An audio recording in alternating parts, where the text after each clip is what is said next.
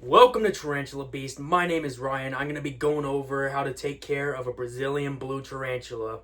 Let's get this show on the road. So the Brazilian blue, or Lasiocyano Sazimai, formerly Tarina Pilma Sazimai, is native to Brazil, most specifically the Bahia, Minas Gerais, and Chapada Diamantina region. And it lives in seasonally dry forests, rocky outcrops, and open savannas. So this species grows up to a 6-inch leg span with a moderate growth rate. The females live to 12 to 15 years, while the males live only 4 to 5 years, dying usually a year after reaching sexual maturity.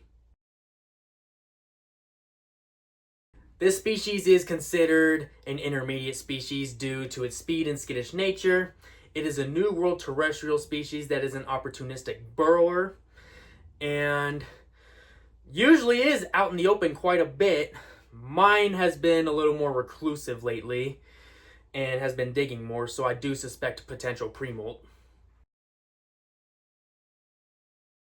So this is a New World terrestrial species, like I mentioned already, so it needs a terrestrial setup with an enclosure that has more length and width than it does height, preferably at least 3 times the tarantula's leg span, and it needs to be filled at least halfway with substrate to increase burrowing opportunities and to decrease risk of injury from a fall that would rupture its abdomen and prove fatal.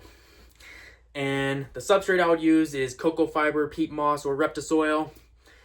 Give it a cork bark hide so it has the opportunity to hide when it wants to. And give it a water dish. It does fine in room temperature.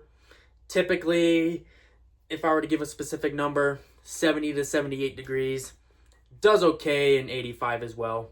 But if you're comfortable, your tarantula's comfortable. And the humidity range is between 65% and 75%. And to maintain that, mist the enclosure like once or twice a week, or you can occasionally overflow the water dish. So yeah. Now for feeding, slings get pinhead crickets or flightless fruit flies twice a week. Then juveniles get small to medium crickets or dubia roaches every 7 to 10 days, depending on the size of the abdomen. And then adults get large crickets or dubia roaches every 2 to 3 weeks, depending on the size of the abdomen. Make sure prey is no bigger than the size of the tarantula's abdomen. And if the abdomen is thinner than the widest part of the carapace, increase the feeding frequency. And if the abdomen is bigger, decrease the feeding frequency. And I haven't fed mine in 16 days to be exact, because I suspect potential pre-molt due to increased reclusiveness, increased burrowing, and a very plump and juicy abdomen, despite me not feeding it in 16 days. So yeah, and it's duller in coloration as well. My takeaways on the species: beautiful iridescent blue color with orange hairs on the abdomen that especially pop after a molt. It is often out and about, so it makes a great display species. Mine, like I said, increased reclusiveness and burrowing, so I do suspect potential pre-molt. And it is a great eater. I haven't attempted to feed mine in 16 days, which it did eat.